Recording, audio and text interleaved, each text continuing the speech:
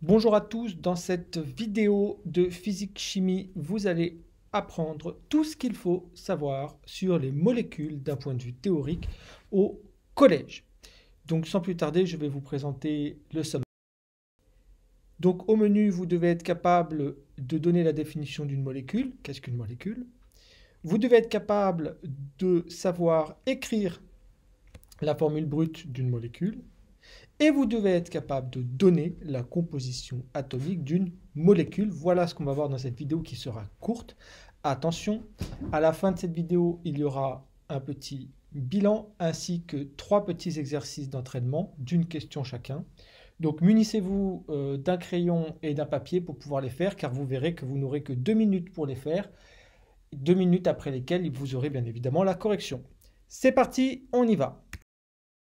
Qu'est-ce qu'une molécule? Nous avons vu en cours qu'une molécule, c'était un assemblage d'atomes reliés les uns aux autres par des liaisons chimiques. Alors concrètement, qu'est-ce que ça veut dire? Je vais prendre 3 atomes, ici 2 atomes d'hydrogène et 1 atome d'oxygène. Je vais essayer à partir de ces 3 atomes de fabriquer une molécule. Donc il va falloir que je prenne mes atomes et que je les assemble entre eux. Et d'après la définition, cet assemblage d'atomes doit se faire grâce à des liaisons chimiques. Je viens, grâce à la mise en place de liaisons chimiques, de créer une molécule.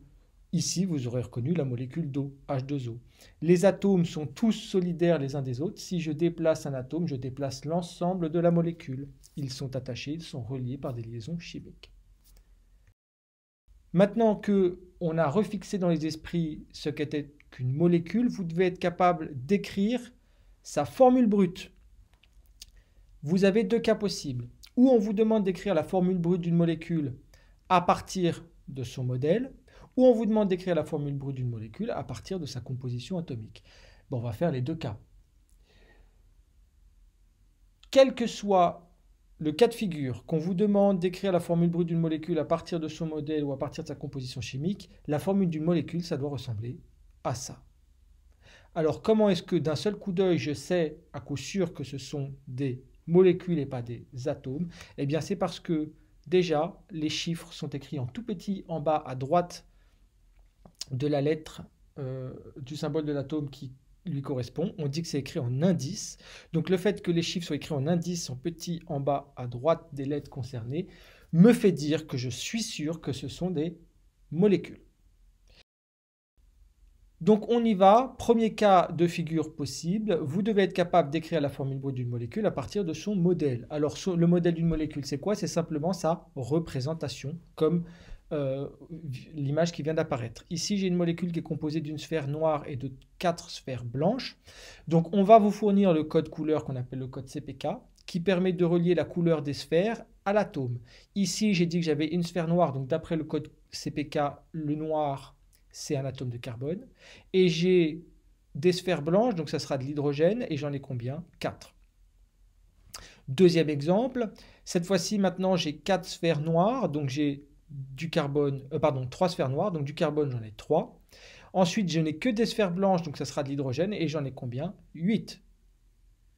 Et enfin, dernier exemple, d'écriture d'une formule brute d'une molécule à partir de son modèle.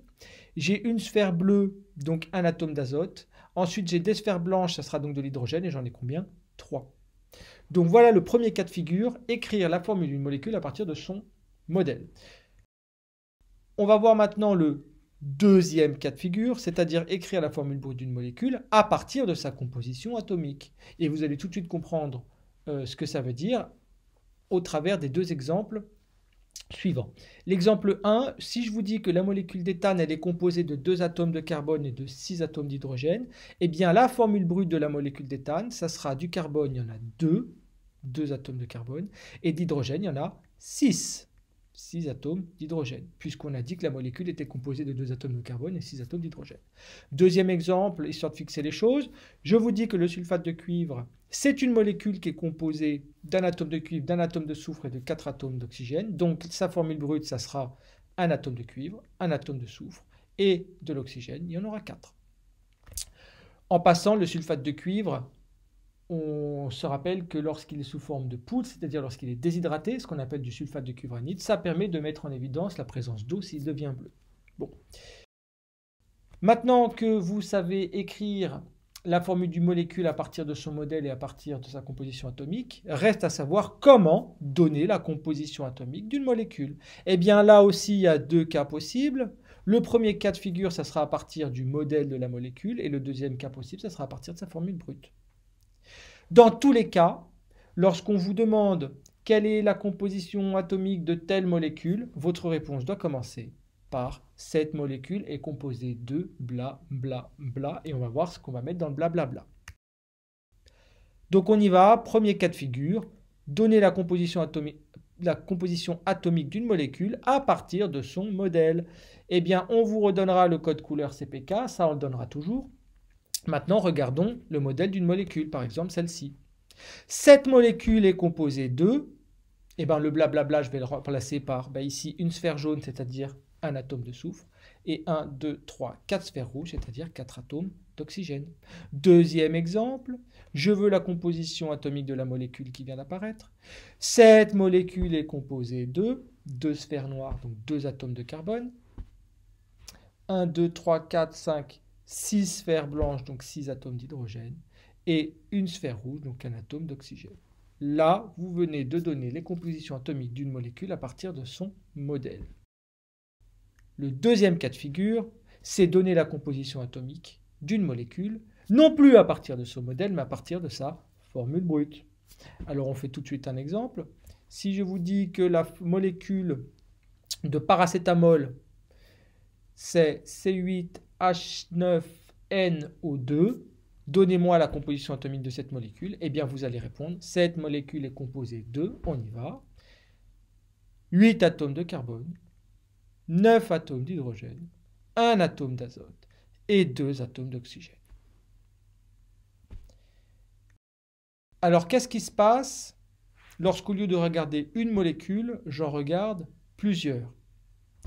Par exemple, au lieu de regarder la molécule C4H10, je vais regarder la molécule 3C4H10.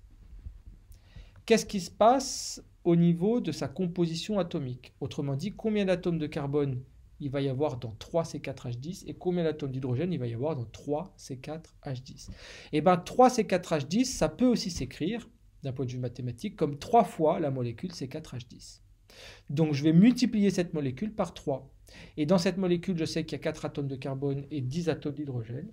Maintenant, je vais appliquer ce qu'on appelle la loi de distributivité en mathématiques, c'est-à-dire que le 3 va venir se distribuer sur les carbones et sur les hydrogènes pour donner finalement 3 fois 4 atomes de carbone et 3 fois 10 atomes d'hydrogène.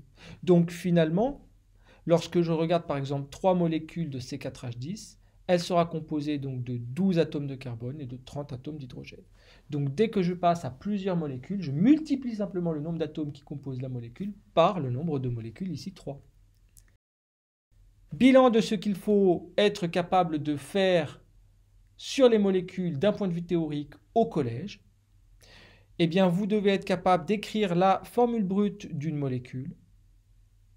Vous devez être capable de donner la composition atomique d'une molécule. Et vous devez être capable de donner la composition atomique de plusieurs molécules. On a vu qu'il y avait simplement qu'à multiplier par le nombre de molécules. C'est maintenant l'heure des exercices d'entraînement. Vous avez 3 petits exercices, une question par exercice. Crayon, papier, vous avez 2 minutes, top chrono.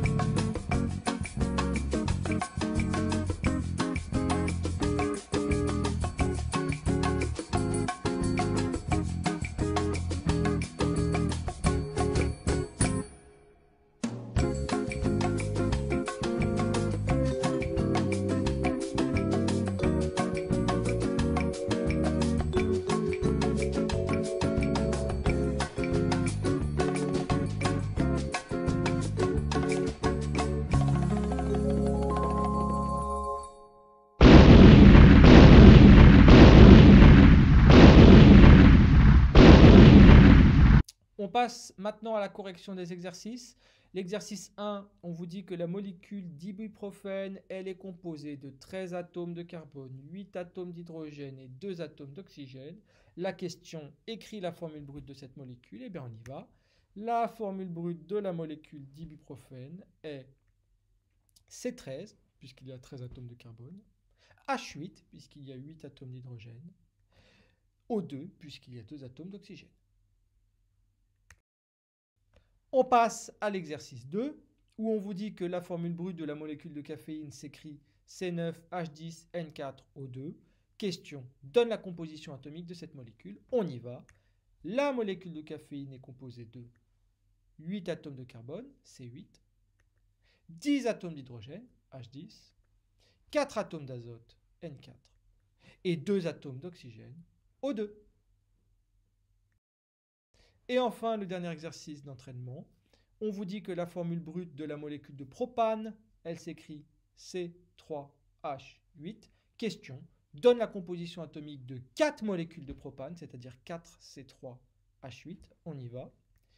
Donc, je vais multiplier les atomes de carbone par 4. Donc, au lieu d'en avoir 3, il y en aura 4 fois 3. Je vais multiplier les atomes d'hydrogène par 4. Donc, au lieu qu'il y en ait simplement 8, il y en aura 4 fois 8. Et donc, au final, dans 4 C3H8, il y a 12 atomes de carbone, 4 fois 3, et 32 atomes d'hydrogène, 4 fois 8. J'espère que cette vidéo a permis de fixer correctement ces notions sur ce qu'il faut savoir faire d'un point de vue théorique avec des molécules en physique-chimie au collège. N'hésitez pas à la re-regarder si certains points n'étaient pas super clairs ou si je suis passé trop vite sur certaines notions. On se retrouve très vite dans d'autres vidéos.